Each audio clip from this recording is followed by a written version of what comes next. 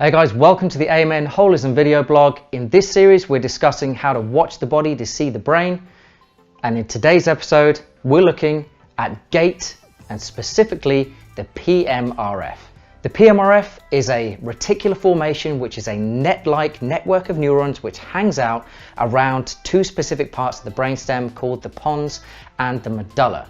Now, the pontomedullary reticular formation has a series of very important roles which govern a lot to do with how well your body moves. One of the things it does is to be very active during gait. It acts to facilitate the extensor muscles above the level of T6 in the spine and to facilitate the flexor muscles below the level of T6 in the spine. Now, in terms of watching the body, to sometimes be able to pick out whether this PMRF is firing appropriately to the muscles, you can look at gait and you can look for very obvious signs of deviation from that facilitation. What you might see on this one side of the body, all on the one side of the body, is increased flexion and internal rotation in the upper limb, and you may see increased external rotation in the same side or ipsilateral lower limb. So what that looks like when somebody walks is that they'll walk towards you with one arm swinging normally and a normal amount of external rotation and extension in that limb. The other upper limb has much more flexion.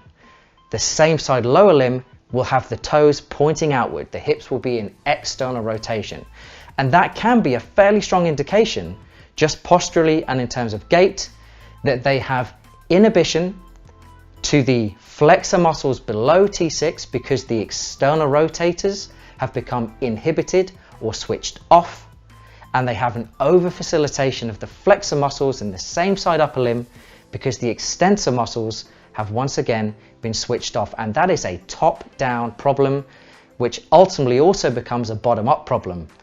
To resolve that, you can reset the gain from the muscular system, so you can P&F stretch or correct the neuromuscular apparatus within those flexor muscles above and within the extensor muscles below, and you can act to re-engage the input from the body to the brain, and in actually redefining how the PMRF is controlled via the brain itself, take some very specific eye motions which we cover in some of our certification programs.